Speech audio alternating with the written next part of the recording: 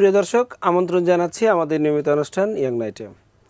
আজকে আমরা সুদূর চট্টগ্রাম থেকে আমাদের দুজন গুণী মানুষকে, দুজন তরুণকে আমন্ত্রণ জানিয়েছি। তারা এমন কিছু করেছেন, এমন কিছু স্বপ্ন দেখানোর যাত্রা শুরু করেছেন, যার জন্য আমরা তাদেরকে এখানে আমন্ত্রণ জানিয়েছি। তারা হচ্ছেন আমাদের স্বপ্নযাত্রা ফাউন্ডেশন সংগঠন একটি, আমরা বিস্তারিত আলাপ করব। এই সংগঠনের চেয়ারম্যান ধীমান বড়ুয়া এবং শিমুল মজুমদার, এটা সাধারণ সম্পাদক। তারা দুজন ছাত্র শিক্ষক। তারা কিভাবে তাদের স্বপ্নযাত্রা ফাউন্ডেশনে কাজ করছেন, নিজেরা স্বপ্ন দেখছেন, অন্যকে স্বপ্ন দেখাচ্ছেন, এবং আমাদের সমাজের বিভিন্ন জায়গায় তারা কিভাবে কন্ট্রিবিউট করছেন, যা এই কন্ট্রিবিউশনটা অন্য আর পাঁচজনকে উদ্বুদ্ধ করতে পারে, আমাদের সবাইকে আলোকিত করতে পারে। আমরা কথা না বলে তাদের সাথে আলোচনা শুরু করি। আপনাদের দুজনকেই স্বাগত জানাচ্ছি এবং ধন্যবাদ জানাচ্ছি আমাদের এখানে সময় দেওয়ার জন্য। ধন্যবাদ।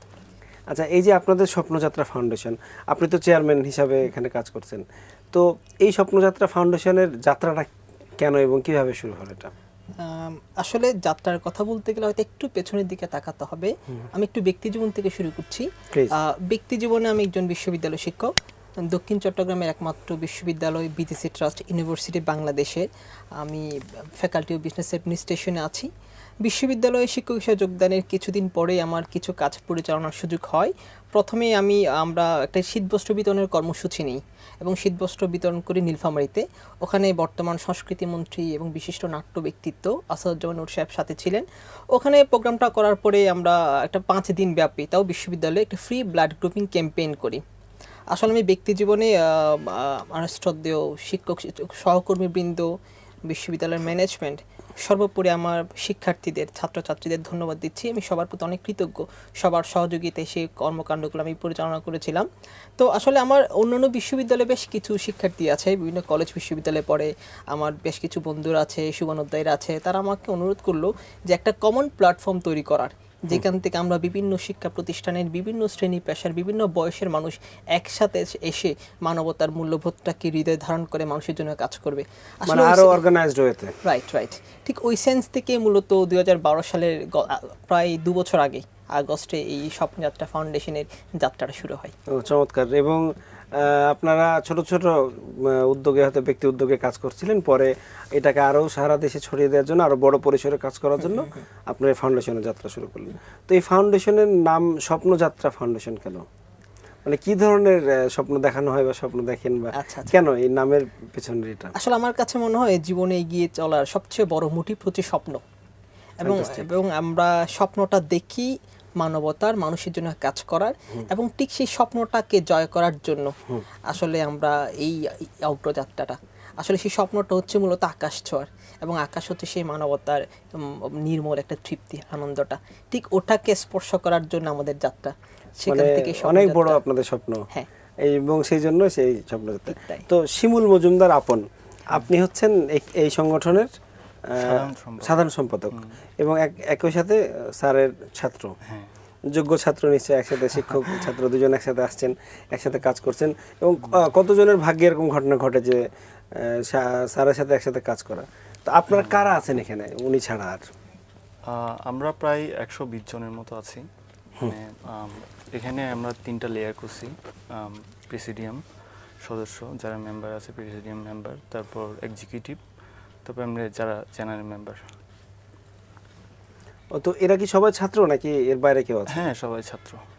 সবাই কি আপনাদের যে বিশ্ববিদ্যালয়ে উনি পড়াচ্ছেন টিচার, এখানকার ছাত্র নাকি এর বাইরে? না, বিভিন্ন বিশ্ববিদ্যালয়ের, কলেজের। এটা কি আপনারা তো চট্টগ্রাম থেকে এসেছেন, চট্টগ্রামের বাইরে কি কেউ আছে যারা এখানে আপনাদের হয়ে কাজ করছে? চট্টগ্রামের বাইরে হ্যাঁ কাজ করছে কিছু কিছু ক্ষেত্রে। যেমন ধরেন আমরা আউট ডিস্ট্রিক্টে যখন আমরা ওই ওয়ান ক্লাব ডিস্ট্রিবিউশনে যাই, তখন ওইখানে আমাদের কিছু কর্মী কাজ করে। আচ্ছা, তখন আপনারা ওইভাবে যোগাযোগ করে সে কাজগুলো করেন। তো এই কাজটা এত বড় একটা কাজ, এই কাজের সাথে তো আপনারা এখন কিছু কাজ করছেন, ভবিষ্যতে কিছু করবেন। তো এই যে সাপোর্টগুলো দিচ্ছে কারা আসলে যদি বলেন? সাপোর্টগুলো মূলত বলতে গেলে আমাদের ফাউন্ডেশনে কোনো পৃষ্ঠপোষক বা উপদেষ্টা এখনও রাখিনি। মূলত ছাত্রদের সহযোগিতায় কাজ করে, ছাত্র বলতে যারা মেম্বার আছে আমি ওর সাথে একটু বিষয় যোগ করছি। এখানে শুধু বিভিন্ন কলেজ বিশ্ববিদ্যালয়ের ছাত্রছাত্রীরা আছে, পাশাপাশি কিছু বিভিন্ন শ্রেণী পেশার কিছু মানুষও আছেন যারা নিজের থেকে, অর্থাৎ আমাদের এখানে কাজ করতে গেলে মূল শর্তটা হচ্ছে মানুষের জন্য কাজ করাটা অনুভূতি থাকলেই পারা যায়। তার সামাজিক শিক্ষাগত যে যোগ্যতা থাকুক না কেন। ফলে আর্থিক সহযোগিতার বিষয়টা হয় কি যে আমরা মূলত নিজেদের টাকা দিয়ে কাজগুলো করি, কোনো পৃষ্ঠপোষক উপদেষ্টা নেই, আর অর্থ সংগ্রহের স্পন্সর নেই, না কোনো স্পন্সর নেই। তবে সেই অর্থ সংগ্রহের ক্ষেত্রে যে বিষয়টা আসলে গুরুত্বপূর্ণ, আমরা মূলত বিভিন্ন বড় বড় প্রোগ্রামগুলোর ক্ষেত্রে আমরা দান সংগ্রহ করি, বন্ধু বান্ধব আত্মীয় স্বজনদের কাছ থেকে দান সংগ্রহ করি। আর যেহেতু আমাদের প্রায় মাসেই প্রোগ্রাম থেকে যায়, এটা কখনো সম্ভব হয় না যে প্রতি মাসে দান সংগ্রহ করা। তো আমরা সেই দান সংগ্রহের পাশাপাশি প্রতি মাসে কিছু আমরা দান প্রদান করি। তাছাড়া মাটির ব্যাংকের একটা প্রকল্প আছে, আমাদের ক্ষুদ্র ক্ষুদ্র সঞ্চয়টা আমরা দান সঞ্চয় করি, বছর শেষে আমরা সেগুলো সংগ্রহ করি। মূলত নিজেদের অর্থ এবং নিজেদের আশেপাশে মানুষগুলোর ক্ষুদ্র সহযোগিতা দিয়ে আসলে আমাদের স্বপ্নের পথে এগিয়ে যাওয়া। তো আপনারা তো চাইলে অনেক বড় প্রতিষ্ঠানের কাছে বা বড় যারা অনেক ধনাঢ্য ব্যক্তি আছেন তাদের কাছে যেতে পারেন, তাহলে হয়তো এই কাজটা আরো বড় সুন্দরভাবে হতে পারে। আসলে একটা বিষয় হচ্ছে, আমি বিশ্বাস করি যে মাদার তেরেসার সময়সীরা দেখা যেত দারিদ্রতা আসলে সব কাজের পরম বন্ধু হিসেবে গ্রহণ করা উচিত, বাধা না। আমি বিশ্বাস করি না দুঃখ দারিদ্রতা এটা শক্তি। প্রথম স্টেজ থেকে যদি অনেক বেশি আর্থিক সহযোগিতাগুলো আসে, তাহলে কাজের যে একটা গতি, অপ্রাপ্তির মধ্য থেকে প্রাপ্তির যে একটা তৃষ্ণা, সেটা হয়তো অতটুকু পাওয়া যাবে না। আমি আমার স্টুডেন্টদের বলি তোমরা আর সংগ্রাম করো, আরও কষ্ট করো, এভাবে এগিয়ে যাও। আর একটা বিষয় কাজ করে এখানে যে আসলে আমার কাছে মনে হয় আমাদের সেই যোগ্যতাটা আছে প্রুফ করা, অন্যের কাছে এত তাড়াতাড়ি কেন দ্বারস্থ হব, আমার নিজের শক্তিটা প্রমাণ করার চেষ্টা করি। তাই একসময় হয়তো অনেক প্রতিষ্ঠান আমাদের দীপ্তি, আমাদের ক্ষমতা দেখে তারাই নিজেরা এগিয়ে আসবেন এবং আপনাদের সহযোগিতা করবেন, সেটা বিশ্বাস করি। আচ্ছা আপন, আপনার কাছে জানতে চাইবো যে আপনারা তো অনেক কাজ করছেন বা কাজ করার চেষ্টা করছেন, সর্বশেষ কোন কাজটা ছিল আপনাদের? আমাদের এই রিসেন্টলি ট্রি প্ল্যান্টেশন একটা প্রোগ্রাম করি। কিভাবে হলো এটা একটু আমার দর্শকদের সাথে শেয়ার করেন। আমরা তো প্রতি বছরেই করে থাকি ট্রি প্ল্যান্টেশন প্রোগ্রাম। তো লাস্টবার আমরা আমাদের মধ্যে মিউচুয়াল আন্ডারস্ট্যান্ডিংটা ভালো, আমরা যারা মেম্বাররা আছি। তো আমরা যে মান্থলি টাকাটা নিই, যে যারা আমরা ম্যাক্সিমাম কিন্তু দরিদ্র পরিবারের বা মধ্যবিত্ত, উচ্চ মধ্যবিত্ত এরকম। তো আমরা নিজেদের যতটুকু সম্ভব ততটুকু দিয়ে ট্রি প্ল্যান্টেশন প্রোগ্রামটা অ্যারেঞ্জ করি। এটা কোথায় এই গাছগুলো লাগানো হয়? এগুলো বেসিক্যালি আমরা প্রথমে স্কুলে, রাস্তার ধারে না, স্কুলে লাগাই, দেন শিক্ষার্থীদের একটা একটা করে দিয়ে দিই। আচ্ছা, শিক্ষার্থীরা তখন এটা ওদের মতো করে লাগায়। তো এইটা কি শুধু চট্টগ্রামে আমরা দেখবো নাকি এর বাইরেও কখন দেখতে পারবো যে আপনারা আপনাদের কর্মকাণ্ডকে আরো বিস্তৃত করেছেন, সারা দেশে এটা ছড়িয়ে গেছে? বিষয়টা আমি বলছি, আসলে আমাদের কর্মকাণ্ডগুলো কিন্তু শুরু থেকেই চট্টগ্রাম ভিত্তিক ছিল না। যেমন আমরা নীলফামারীতে গিয়েছিলাম, ভোলাতে গিয়েছি, তারপর এই বছর ব্রাহ্মণবাড়িয়াতে গিয়েছি। আশা করছি এই বছর শেষের দিকে আমরা জয়পুরহাটের দিকে একটা প্রোগ্রাম করব। ফলে আমরা আসলে একটা কনসেপ্টে বিশ্বাস করি যে মানবতাটাকে একটা ধর্ম, একটা সাম্প্রদায়িকতা, একটা এলাকার ফ্রেমে বাঁধাটা আসলে বাধার মধ্যে মানবতা থাকে না। মানবতা একটা ওপেন সেন্সের একটা ব্যাপার, সেখানে আঞ্চলিকতা, চট্টগ্রাম রিজিওনাল বিষয় তা গুরুত্বপূর্ণ নয়। যেখানে মানবতা বিপন্ন হবে সেখানে আসলে আমাদের কাজ করা উচিত। আচ্ছা, তো আপনারা যখন ঠিক করেন যে আমি আজকে ভোলায় যাব বা আজকে রাঙামাটিতে বা আজকে নীলফামারীতে যাব, তখন কোন বিষয়গুলো দেখলে মনে হয় যে এই জায়গাটা যাওয়া যায়? আসলে আমরা চেষ্টা করি খুব বেশি গভীরে গিয়ে তথ্যটা সংগ্রহ করার। বাংলাদেশ সরকার এরকম একটা ওয়েবসাইট আছে, আমরা যে এলাকাতেই যাই, সাপোজ আমরা গত কিছুদিন আগে ব্রাহ্মণবাড়িয়াতে গেলাম, তো ব্রাহ্মণবাড়িয়ার আমরা যতগুলো উপজেলা আছে প্রত্যেকটা উপজেলা নিয়ে স্টাডি করেছি। ওখানকার স্থানীয় সাংবাদিক যারা আছেন, এখন সব অনলাইন ওদের ডাটা পাওয়া যায়, সাংবাদিকদের সাথে আলাপ করেছি, এনজিও কর্মীদের সাথে আলাপ করেছি, তারপর প্রশাসনের বিভিন্ন ব্যক্তিবর্গের সাথে আলাপ করেই মোটামুটি আমরা অনেক রিমোট পর্যায়ে গিয়ে কাজটা করার চেষ্টা করি। আসলে আমাদের মূল কনসেপ্টে এটা কাজ করে, মানুষের একদম কাছে গিয়ে কাজ করার যে বিষয়টা, একদম তৃণমূলে গিয়ে কাজ করা। তো সেটার জন্য আমরা একটু সময় নিয়ে আমরা চেষ্টা করি যত তৃণমূলে যাওয়া যায়, সেখানে আমাদের আসলে একটু অনুভূতিটা বেশি কাজ করে। আচ্ছা, আরেকটা বিষয় সেটা হচ্ছে যে শুধু কিছু মানুষকে তৃণমূলের কাছে যাওয়া এবং রিয়েলি যাদের দরকার সাহায্যটা, তাদের আপনার সাহায্য করার চেষ্টা করেন। তো ধরেন একজনকে শীতের কাপড় দেওয়া হলো, কিছু হয়তো টাকা দিয়ে একটা কাজের ব্যবস্থা করে দেওয়া হলো, তো এই বিষয়গুলো তো আসলে দীর্ঘমেয়াদী না। এটা কি মানে দীর্ঘমেয়াদী কোনো কিছু করার কোনো পরিকল্পনা আছে, যে হয়তো আপনি 5টা বাচ্চাকে কিছু বই দিলেন, কিছু খাবার কিনে দিলেন, কিন্তু ওটা তো শেষ, এমন কিছু কি কোনোদিনও করার চিন্তা ভাবনা আছে যে আপনারা যে এমন একটা কিছু করলেন যে করলে বাচ্চারা ওই সাহায্যটা নিয়ে নিজেদের মতো করে কাজ করতে পারলো? আচ্ছা আচ্ছা, আসলে দীর্ঘমেয়াদী প্রকল্পগুলোর ক্ষেত্রে যেরকম ফাইন্যান্সিং এর দরকার হয় সেটা এই মুহূর্তে আমাদের একটু সমস্যা আছে, স্বাভাবিক, যেহেতু ম্যাক্সিমাম আমাদের এখানে সদস্যগুলো স্টুডেন্ট। তবে আমাদের কিছু দীর্ঘমেয়াদী প্রকল্প আছে, যেমন আমরা সৃজনশীলতা, আমরা হয়তো একটু পরে আমরা আলাপ করবো, সৃজনাল একটা প্রকল্প আছে। তাছাড়া আপনি যেহেতু কেরিয়ার ডেভেলপমেন্টের বা লং টার্ম ডেভেলপমেন্টের কথা বলছেন, আমরা প্রতিবন্ধীদের নিয়ে কাজ করছি। সম্প্রতি গত এপ্রিলের 2 তারিখ থেকে আমরা প্রতিবন্ধীদের নিয়ে কাজ করছি। তো প্রতিবন্ধীদের নিয়ে কাজ করতে গিয়ে আমরা যেটা করছি, আমরা ওদের একটা চিটং একটা প্রতিবন্ধী স্কুলে আমরা সপ্তাহে একদিন ক্লাস নিই। পাশাপাশি ওই প্রতিবন্ধী বাচ্চাগুলো যাতে তাদের ব্যক্তি জীবনে কিছু অর্থ উপার্জন করে তারা স্বাবলম্বী হতে পারে, তার জন্য আমরা আসলে কিছু ওই আমরা কর্মমুখী বৃত্তিমূলক কিছু শিক্ষার ব্যবস্থা করছি। আচ্ছা আচ্ছা। এবং আপনি যে কথাটা বললেন যে মানে একটা ফ্যামিলিকে স্বাবলম্বী করা, স্টুডেন্টকে লং টার্ম সার্ভাইভ করা, বিষয়গুলো আমাদের চিন্তা ভাবনার মধ্যে আছে। আসলে একটু ফাইন্যান্সিয়াল বিষয়গুলো আশা করি যে সামনে একটু গুছাতে পারবো, আমরা বিষয়গুলো আরো বেশি নজর দিব। মানে আপনাদের এই ধরনের পরিকল্পনা বা চিন্তা ভাবনা আছে? আচ্ছা, আপনাদের সাথে যখন আলাপ হচ্ছিল আমি জানতে পারলাম যে আপনারা একটা প্রোগ্রাম করেছিলেন ছাতা উৎসব। এটা যদি একটু শেয়ার করেন, আমার কাছে খুব ইন্টারেস্টিং মনে হচ্ছে বিষয়টা, ছাতা উৎসবের বিষয়টা যদি শেয়ার আচ্ছা, আসলে প্রত্যন্ত এলাকায় বেসিক্যালি খুব বেশি প্রত্যন্ত এলাকা এবং গরিব পিতামাতার সন্তানেরা আসলে অনেক সময় ছাতা কিনতে পারে না। ফলে বর্ষায় আমাদের 2-3 মাস টানা বর্ষার বৃষ্টিতে তারা স্কুলেও যাওয়া হয় না। এবং গ্রাম অঞ্চলে এই দৃশ্য মাঝে মধ্যে চোখে পড়ে যে একটা স্টুডেন্ট বই মাথায় দিয়ে স্কুলে যাচ্ছে, ওইদিকে গুড়ি গুড়ি বৃষ্টি হচ্ছে, বই ভিজে যাচ্ছে। ফলে সেই চিন্তা ভাবনা থেকে ছাতা বিতরণের একটা কর্মসূচি নেওয়া, এবং সেই ছাতা বিতরণটা আসলে একটা উৎসবে পরিণত করার লক্ষ্য এটাই যে বাংলাদেশে বিচিত্র এখন উৎসব আছে, নৌকা বাইচ উৎসব আছে, বসন্ত উৎসব, পৌষের পিঠা পার্বণ উৎসব। তা আমাদের একটা ভাবনা ছিল আমাদের একটা উৎসব থাকুক, গুড়ি উৎসব আছে, অনেক উৎসব আছে, কিন্তু ছাতা উৎসবটি আমরা জানি না যার কথা হয় কিনা। ওই সেন্স থেকে আমাদের ছাতা উৎসবটা করা। এবং খুব মজার বিষয় ছিল, ছাতা উৎসবের পাশাপাশি আমরা বাচ্চাদেরকে গাছের চারাও দিই। প্রায় 400-500 বাচ্চাদের নিয়ে আমরা একটা ছাতা র্যালি বের করি। অর্থাৎ সবাই ছাতা খুলেছে, ছাতা খোলা অবস্থায় সেই র্যালিটা, মানে দারুণ একটা দৃশ্যপট ছিল সেটা। ছাতা র্যালি এটা কতদিন আগে হয়েছিল? সেটা হয়েছিল 2013 সালে। ওটা আমরা চট্টগ্রামের বাঁশখালী উপজেলার আমরা একটু সমুদ্র উপকূলীয় এলাকায় সেটা করেছিলাম।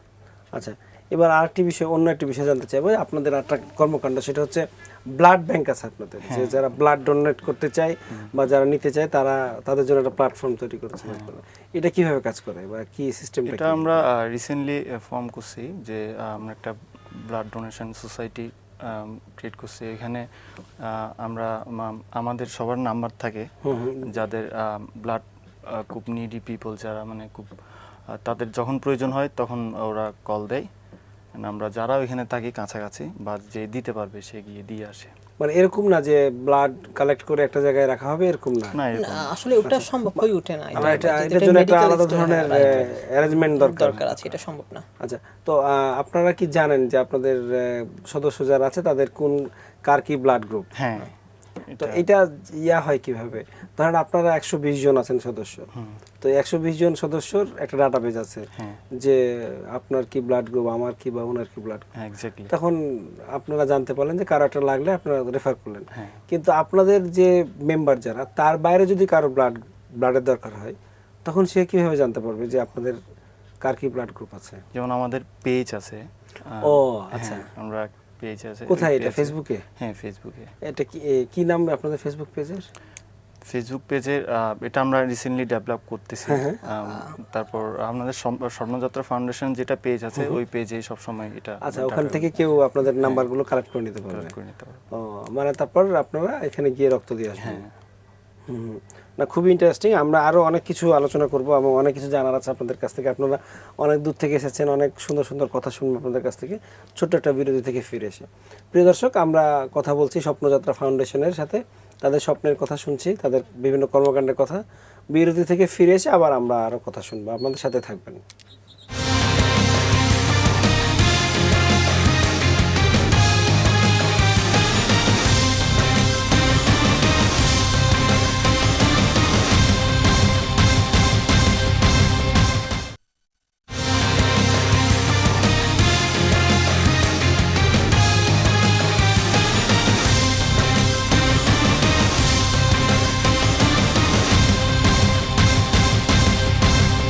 প্রিয় দর্শক, বিরতির পর আবারও ফিরে আসলাম আমাদের ইয়ং নাইট নিয়ে।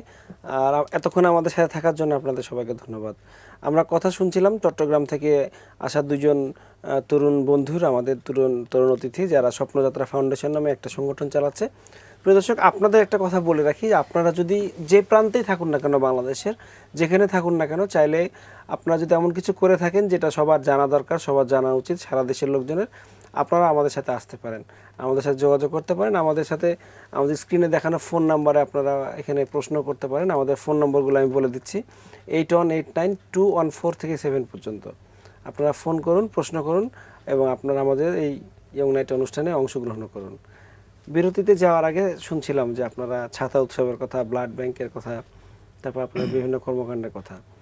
তো আপনাদের কাছ থেকে একটা জিনিস জানতে চাইবো যে আপনারা শুরু করলেন একটা জার্নি আপনাদের, তো এই জার্নিতে বিভিন্ন সময় অনেক ধরনের চ্যালেঞ্জ দেখা যায়, হয়তো বিভিন্ন ধরনের চ্যালেঞ্জে কেউ ভয় দেখাচ্ছে এরকম কিছু না, যে হয়তো আপনি সময় ম্যানেজ করতে পারছেন না, আপনার পরিবার থেকে হয়তো সেরকম সাপোর্ট দিতে পারছে না, বা ওকে হয়তো ওর পরিবারে বলছে যে তুমি যাচ্ছ কি জন্য, তোমার লেখাপড়া অসুবিধা হতে পারে, তোমার টিচার যাচ্ছেন, তো টিচার তো চাকরি আছে, তোমার তো ভবিষ্যৎ এখনও অন্ধকার, এখনো পরিষ্কার কিছু না। তো এরকম, তো ওর কাছ থেকে আগে জানতে চাই যে বাসা থেকে কীরকম সাপোর্ট ছিল বা বাধা ছিল আপনার? হ্যাঁ, এটা ঠিক যে ফার্স্টলি বাধা পাইছি যে তখন আসলে লাস্ট ইয়ারে ছিলাম, মানে তখন ফ্যামিলি থেকে বলতেছে যে এখন তো লাস্ট ইয়ার, এখন পড়াশোনা করো, এখন এগুলা কি, যে তুমি এগুলো তো করার টাইম আছে, বহুত সময় ব্যবসা। তো তখন আমি বুঝাই যে এরকম এরকম যে আমরা অনেক ফ্রেন্ডরা মিলে করতেছি, এবং কাজগুলো যখন বুঝাই মানে ফ্যামিলিকে, তখন অনেক সাপোর্ট দেয়, এখন ফুললি সাপোর্ট দেয়। আচ্ছা, তো আপনার কাছে কোনো গার্ডিয়ান অভিযোগ করে না যে আপনি কি সব শুরু করেছেন, আমার ছেলেমেয়েরা লেখাপড়া করেন না, আপনার পিছন পিছন ঘুরে দেশ উদ্ধার করে বেড়াচ্ছে, এরকম হয়েছে কখনো? কারণ নাম বলার দরকার নাই, এরকম ঘটনা যদি ঘটে থাকে বা কেউ যদি এরকম শুরু করতে চায় আপনাদের এই কথা শোনার পরে, তার জন্য একটা লেসন যে আসলে এরকম কোনো পরিস্থিতি তৈরি হলে কি করতে হবে। আসলে আমি আমারটাই বাদ দিই, আমি আমার স্টুডেন্টদেরকে যে জিনিসটা বলি সেটাই বলি আপনাদের। প্লিজ। আমি তাদেরকে বলি, ধরো তোমরা ফুটবল খেলতে নামছো, যদি আশা করো যে তোমরা পার্টি শু পরবা, একটা পার্টি ড্রেস পরে ফুটবল খেলতে নামবা, তা কিন্তু হয় না। খেলতে নামলে হুচট খাবে, ধুলোবালি লাগবে, আর অবশ্যই পার্টি জুতো পরতে নামা যায় না, স্বাভাবিক। তো এই কাজগুলো করতে গেলেও না আসলে কিছু প্রাপ্তি অপ্রাপ্তির হিসাবগুলো মিলাতে হয়। আমার ক্ষেত্রে বলি, স্টুডেন্টদের ক্ষেত্রে বলি, তো আমি আমার স্টুডেন্টদের বলি, তোমরা যদি এই কাজগুলো করছো, 3টা বিষয় কিন্তু তোমাদের ছাড়তে হবে। যেমন তোমাদের সময় দিতে হবে, তোমাদের মেধা দিতে হবে, এবং কিছু অর্থ দিতে হবে। তো 2টা জিনিস পাওয়ার আছে। একটা জিনিস পাবা, কিছু নিন্দুকের সমালোচনা পাবা, মেনে নিতে অভ্যাস থাকতে হবে। আরেকটি বিষয় হচ্ছে একটা নির্মল আনন্দ, সুখ পাবা, যেটা কাউকে ব্যক্ত করে তুমি বুঝাতে পারবে না, একান্ত অনুভবের বিষয়। ঠিক আসলে আমি বলতে চাই না চ্যালেঞ্জ আছে, আমার কাছে মনে কোনো প্রবলেম আমি স্টিল ফেস করিনি, কোনো চ্যালেঞ্জ ফেস করিনি। কারণটা হচ্ছে সে যদি কোনো চ্যালেঞ্জ বা কোনো প্রবলেম থাকে, আমি মনে করি সেটা কাজের একটা অংশ, সেটা আমি করতে চাই। তো এমনিতে ওই পড়ালেখার ক্ষতি হয় কি ধরনের কাজ করলে? না, পড়ালেখার ক্ষতি হয় না, কারণ আমাদের এই যে প্রথমেই বললাম, আমাদের মধ্যে মিউচুয়াল আন্ডারস্ট্যান্ডিংটা ভালো, খুব ভালো। হ্যাঁ, যেখানে আমি যেতে পারছি না সেখানে হয়তো কোনো ফ্রেন্ড বা আমার ছোট ভাই গিয়ে এখানে কাজটা করে দিচ্ছে। তো এই যে আপনার এই ধরনের কাজ করছেন, আপনি এই ধরনের কাজের সাথে ইনভলভ, তা আপনার বয়সে আপনার যে অন্য বন্ধু যারা এটার মধ্যে নাই, হ্যাঁ, তো তারা কি বলে? আছে না এরকম যে আপনার আশেপাশে, তারা কি বলে?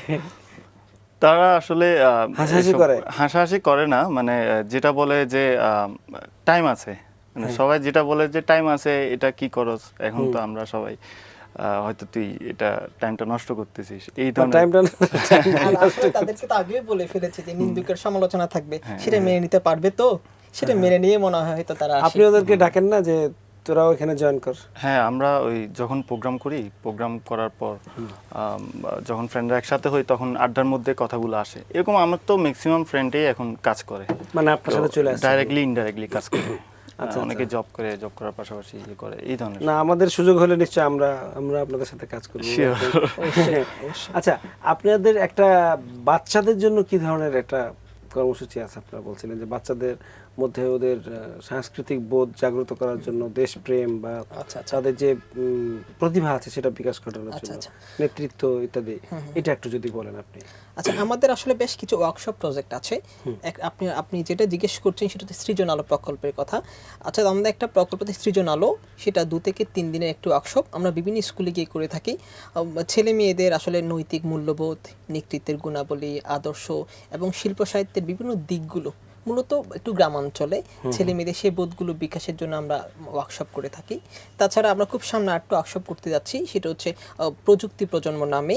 যে আপনারা হয়তো জেনে থাকবেন সরকারিভাবে বিভিন্ন স্কুলে এখন কম্পিউটার দেওয়া হয়। মূলত গ্রাম অঞ্চলে দেখা যায় কি সেই কম্পিউটারগুলো অনেকটা শোপিস আকারে থেকে যায়, সেই প্রযুক্তির ছোঁয়া অ্যাকচুয়ালি বাচ্চারা পায় না। তা আমরা সেই 3 দিনের ওয়ার্কশপের মাধ্যমে বাচ্চাদেরকে বেসিক কিছু আইটি ট্রেনিং বা লেসেন্সগুলো আমরা দেওয়ার চেষ্টা করবো সেখানে।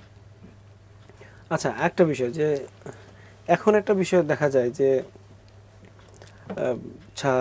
ছেলেমেয়েরা বিশেষ করে যারা স্কুলে কলেজে পড়ে তারা বাইরে খেলতে যেতে চায় না, কম্পিউটারে ফেসবুকিং করে, ইন্টারনেট ইউজ করে বা কোনো কাজে প্রতিবাদ করে না, সারা ঘরের মধ্যে থাকে। তো এটা কেন হয় আপনার কাছে কি মনে হয়? যে আপনি তো এখন এই প্রজন্মের প্রতিনিধিত্ব করছেন, স্যার হয়তো আরো বড় বা পরের প্রজন্ম একটু পুরাতন, তো আপনার বন্ধু বান্ধবরা অনেকে নিশ্চয় বের হতে চায় না, খেলতে চায় না, কোনো জায়গায় প্রতিবাদ করতে চায় না, কেমন জানি একটা নির্লিপ্ত ভাব আছে। হয়তো কি অনেকে দেখা যাচ্ছে অ্যাডিক্টেড হয়ে যাচ্ছে।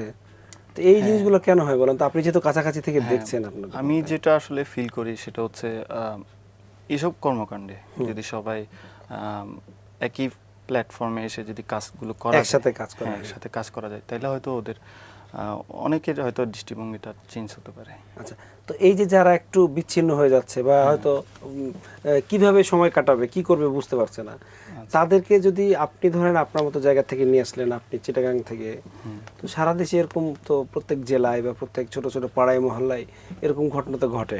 দেখা যাচ্ছে আমার বাড়ির পাশে বা আমার ছোট ভাই বা আমার কোনো আত্মীয় স্বজন তারা এই ধরনের বিপদগামী হয়ে যাচ্ছে।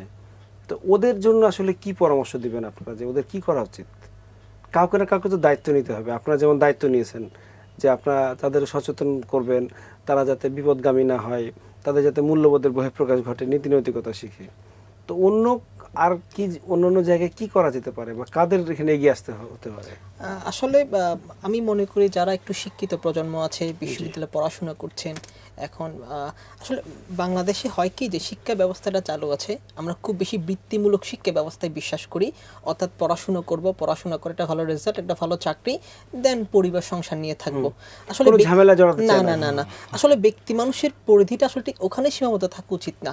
আমার কাছে মনে হয় একজন সামাজিক মানুষ হিসাবে, একটি দেশের জনগণ, একটা নাগরিক হিসাবে সেই বোধগুলো যদি মানুষের মধ্যে জেগে ওঠে তাহলেই সম্ভব। অন্যথায় এইরকম একটি স্বপ্নযাত্রা, একটি সরকার সম্ভব না। বিভিন্ন শ্রেণী পেশার মানুষকে আসলে নিজ নিজ দায়িত্ব, কর্তব্যবোধ, অনুভূতিগুলো নিয়ে আসলে এগিয়ে আসা উচিত। মানে প্রত্যেকে এগিয়ে আসতে হবে, ঠিক তাই, প্রত্যেকের জায়গা থেকে। তো আচ্ছা, আরেকটা বিষয় যে এই যে একটা মুভমেন্ট এই যে যাচ্ছে, আপনারা কাজ করছেন, আপনার একসাথে আপনার বন্ধু বান্ধবরা আসছে, তো আপনারা কি যারা সদস্য এখানকার তারা কি সবাই ছেলে নাকি মেয়েরাও আছে? মেয়েরাও আছে। কি ধরনের, মানে এই সংখ্যাটা কেমন? সংখ্যাটা এখন আপাতত কম, বাড়বে, সামনে বাড়বে। তো ওদের আগ্রহ কেমন দেখছেন যে ওরা অনেক আগ্রহ, ওরা আসলে কাজ করতে চাচ্ছে, আমাদের সাথে কাজ করতে চাচ্ছে। আমরা যেহেতু বিভিন্ন প্রোগ্রাম আউট অফ ডিস্ট্রিক্ট করে থাকি, তখন ওরা আসলে ওইখানে পার্টিসিপেট করতে পারে না। আচ্ছা, না কারণ যেতে পারে না, তারা ওখানে কন্ট্রিবিউট করে কিন্তু ডিরেক্টলি গিয়ে পার্টিসিপেট করতে পারে না, সরাসরি যেতে পারে না। আচ্ছা, আরো যে অনেক কিছু সামাজিক সমস্যা আছে যেগুলো, যেমন ধরেন আপনারা ট্রি প্লান্টেশনের কাজ করেন, বৃক্ষরোপণ করেন, শীত বস্ত্র দান করেন, আরো বিভিন্ন জায়গায় সচেতনতা দরকার আছে আমাদের তরুণ প্রজন্মে। যেমন ধরেন খাদ্যে ভেজাল একটা বিষয় আমি জানতে চাচ্ছিলাম, যে এরকম কিছু কি আছে আপনাদের যে এরকম ধরনের সচেতনতা তৈরি করার আপাতত আছে কি? আসলে খাদ্য ভেজালের বিষয়টা খুব সেন্সিটিভ একটা ইস্যু। জি, এবং আমার কাছে মনে হয় স্বপ্নযাত্রা বা এরকম প্রতিষ্ঠানের সংগঠনগুলির অবশ্যই এক্ষেত্রে এগিয়ে আসা উচিত, কাজ করা দরকার।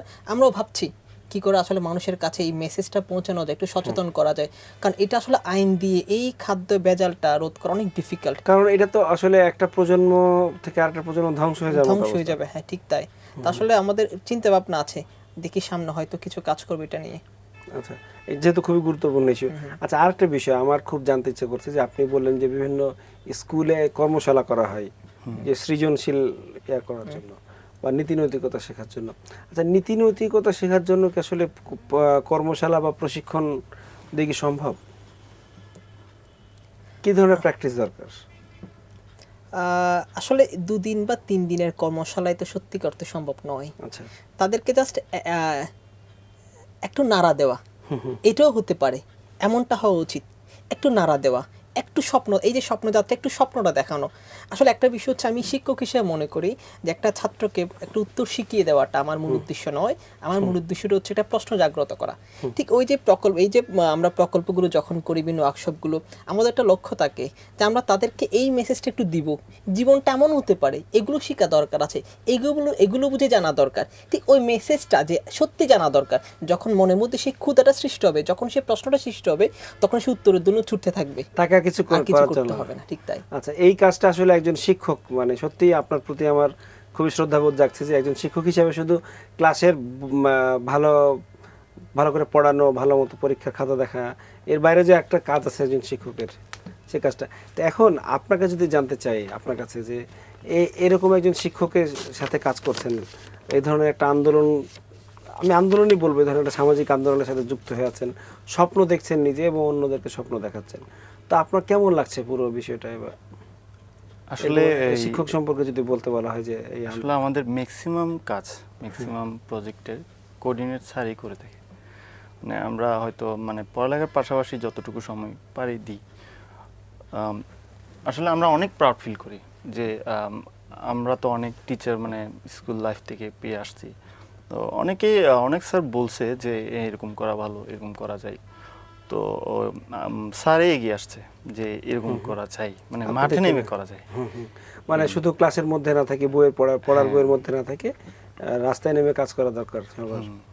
আচ্ছা, আপনার কাছে আমরা মোটামুটি শেষ দিকে আর সংক্ষেপে কিছু জিনিস জিজ্ঞেস করব যে এরপরে আপনারা কি করবেন? আমাদের সামনে কিছু প্রকল্প আছে, সেগুলো যদি সংক্ষেপে একটু শেয়ার আচ্ছা, করেন আমাদের সাথে। আমি কিছুক্ষণ আগে বলেছি আমরা প্রতিবন্ধীদের নিয়ে কিছু কাজ করছি। ঠিক প্রতিবন্ধীদের আমরা বৃত্তিমূলক কর্মমুখী শিক্ষা দেওয়ার কিছু প্রকল্প আছে। তাছাড়া আমাদের গত 2 তারিখ, এপ্রিলের 2 তারিখ একটা প্রোগ্রামে আমি দেখেছি যে বাকশ্রবণ প্রতিবন্ধী বাচ্চাগুলো খুব ভালো ছবি আঁকতে পারে। আচ্ছা, এবং ইভেন একটা প্রোগ্রাম আমাদের সম্মানিত ডিন স্যার গিয়েছিলেন, আমাদের বিশ্ববিদ্যালয়, ডক্টর আহমেদ সালাউদ্দিন স্যার। দেখলাম একটা বাচ্চা ঠিক 10 মিনিটে স্যারকে দেখে ওনার ছবি এঁকে ফেলেছেন। স্যারের ছবি? হ্যাঁ, স্যারের ছবি ঠিক 10 মিনিটে দেখেই এঁকে ফেলেছেন। খুব বিস্মিত হয়েছে, স্যারও তো বিস্মিত হয়েছে, কীভাবে সম্ভব এটা। তো আসলে আমাদের পরিকল্পনা আছে, আমাদের নেক্সট অ্যানিভার্সারি প্রোগ্রাম হবে আগামী দেড় মাস পরে। সেখানে ঠিক ওই প্রতিবন্ধী বাচ্চাদের আঁকা ছবি নিয়ে একটা আমরা প্রদর্শনী করা। মানে ওই প্রতিবন্ধী বাচ্চাদের আঁকা ছবি নিয়ে একটা প্রদর্শনী করা। তাছাড়া আমরা ওই আমাদের আমি একটু আগে হয়তো বলেছি আপনাকে, আমাদের একটা পত্রিকা বের করার ইচ্ছে আছে, পরিকল্পনা আছে পত্রিকার, যে হয়তো বাংলাদেশ, আমি ঠিক জানি না, সম্ভবত বাংলাদেশ হয়তো প্রথম পত্রিকা হতে পারে যেটা ফুললি বেসড অন হিউম্যানিটি, অর্থাৎ বাংলাদেশে এবং বাংলাদেশের বাইরে যেখানে মানবতা বিপন্ন হচ্ছে সেই ঘটনাগুলো আমরা তুলে ধরবো, এবং যেসব মানুষ বা সংগঠনগুলো এই মানবতার জন্য কাজ করছেন তাদের বিষয়টা তুলে ধরা হবে। এবং সেটার উপর ভিত্তি করে একটা এক্সপেরিমেন্টাল আমরা একটা কাজ করছি, যে আমাদের ইউনিভার্সিটিতে আমরা 2 বছরের প্রকল্পগুলো নিয়ে একটা বিশেষ পত্রিকা বের করছি। আচ্ছা, এবং আমাদের একটা মজার বিষয় হচ্ছে, আমাদের ইউনিভার্সিটিতে আমরা একটা বিশেষ প্রদর্শনী করছি, ওটা যেমন খুশি তেমন সাজ, এই ধরনের। তবে সেটা যেমন খুশি, ঠিক সেটা যেমন খুশি তেমন সাজ না, সাজটা আসলে নির্দিষ্ট, ঠিক ওটাকে ওরা সাঁচবে। যেমন যে বাংলাদেশের বিভিন্ন ক্ষেত্র আছে যেখানে মানবতা বিপন্ন হচ্ছে, সেই বিপন্ন মানবতার দৃশ্যটা তারা অভিনয় করে দেখাবে। ঠিক আসলে সেটা আমরা নাম দিয়েছি জীবন থেকে নেওয়া। সাপোজ ধরলাম এখন বৃক্ষ কেটে ফেলা হচ্ছে অনেক জায়গায়, রাজনৈতিক কারণে হোক বা সামাজিক কারণে হোক, তো ওখানে একদম বৃক্ষ মানব হবে, সে একটা পাশে মেসেজ থাকবে যে আমাকে কেটো না, তোমাদের জন্য আমাকে বাঁচিয়ে রাখো। ওখানে একটা ধরেন একটা স্টলে থাকবে, মানুষ সচেতন করা। ঠিক তাই। আচ্ছা আচ্ছা, মানুষ যাতে সচেতন হয়, এবং তো এটা মানুষের কাছাকাছি নিয়ে যাওয়ার জন্য হয়তো আরো আপনাদেরকে আরো অনেক প্রোগ্রাম হাতে নেওয়া লাগবে বা অনেক কিছু করা লাগবে যাতে মানুষ বুঝতে পারে, কারণ অনেক সময় মানুষ বুঝতে চায় না বা হয়তো মানুষকে সেভাবে বোঝানো হয় না।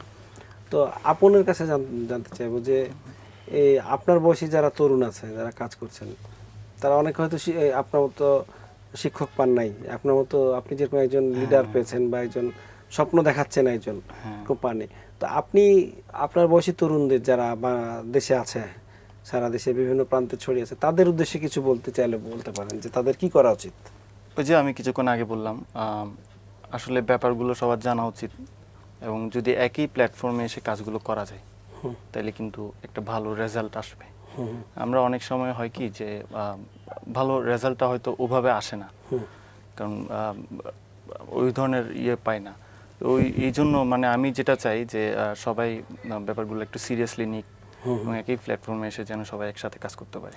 মানে রাজনীতি করার দরকার নাই, না, কিন্তু রাজনীতি না করেও মানুষের উপকার বা মানুষের কল্যাণে কাজ করা যেতে পারে, এরকম আহ্বান আপনি জানাচ্ছেন। আচ্ছা, আপনার কাছ থেকে মোটামুটি শেষ প্রশ্ন, হয়তো আর প্রশ্ন করার সুযোগ পাবো না, যে আজ থেকে 10 বছর পরে বা আরও পরে, বা ধরলাম 10 বছর পরে, কীরকম বাংলাদেশ দেখতে চান আপনি? অনেক বড় প্রশ্ন করে ফেলেছি বা অনেক, না আপনি সময় নিন, বলেন যে কেমন বাংলাদেশ দেখতে চান? এমন বাংলাদেশ হবে, এমন প্রজন্ম বেড়ে উঠবে যারা মানুষকে ভালোবাসবে, মানুষের জন্য কাজ করবে। আসলে আমি বলি কি যে একটা অর্গানাইজেশনের একটা মিশন স্টেটমেন্ট থাকে, একটা ব্যক্তি মানুষের যদি ওর একটা মিশন স্টেটমেন্ট থাকে, ঠিক ওই ব্যক্তি মানুষের মিশন স্টেটমেন্টে কিন্তু একটা সমাজের, একটি প্রজন্ম, একটি দেশের মিশন স্টেটমেন্টের রূপ নিবে যে আমরা মানুষ হয়ে বাঁচবো, মানুষের জন্য বাঁচবো, মানুষের মতো মানুষের বাঁচবো এবং মানুষের জন্য আমরা বাঁচবো। এমনটি বোধ যদি তারা ধারণ করতে পারে তাহলে নিশ্চিত আজ থেকে 5, 10, 15, 20 বছর পরে সত্যি যেমন বাংলাদেশ আমরা স্বপ্নে দেখি, যেমন বাংলাদেশের জন্য সে লাখো শহীদ রক্ত দিয়েছিল 71-এ, 52-তে, ঠিক এমন বাংলাদেশ আমরা অবশ্যই পাবো। তার মানে আমাদের হতাশ হওয়ার কিছু নাই? অবশ্যই নয়। না, আপনাদের কাছ থেকে আশার আলো, আশার কথা শুনে আমরা খুবই আনন্দিত এবং অনুপ্রাণিত। তো আপনাদের আবারও অনেক ধন্যবাদ জানাচ্ছি। আপনারা সেই চট্টগ্রাম থেকে এসেছেন, আমাদের সময় দিয়েছেন এবং আমাদের এই অনুষ্ঠান নিশ্চয়ই অনেকে দেখে অনুপ্রাণিত হয়েছে। আপনাদের ধন্যবাদ। প্রিয় দর্শক, এতক্ষণ আপনারা স্বপ্নযাত্রা ফাউন্ডেশনের স্বপ্নের কথা শুনলেন। তারা কেমন স্বপ্ন দেখছেন, কেমন স্বপ্ন দেখাচ্ছেন। আশা করব আপনারা অনেকে এগিয়ে আসবেন এবং আপনারা আপনাদের এই কাজের মাধ্যমে সারা দেশকে স্বপ্ন দেখাবেন এবং দেশকে একটা অন্য উচ্চতায় নিয়ে যাবেন। আজকের মতো এখানে শেষ করছি। শুভরাত্রি।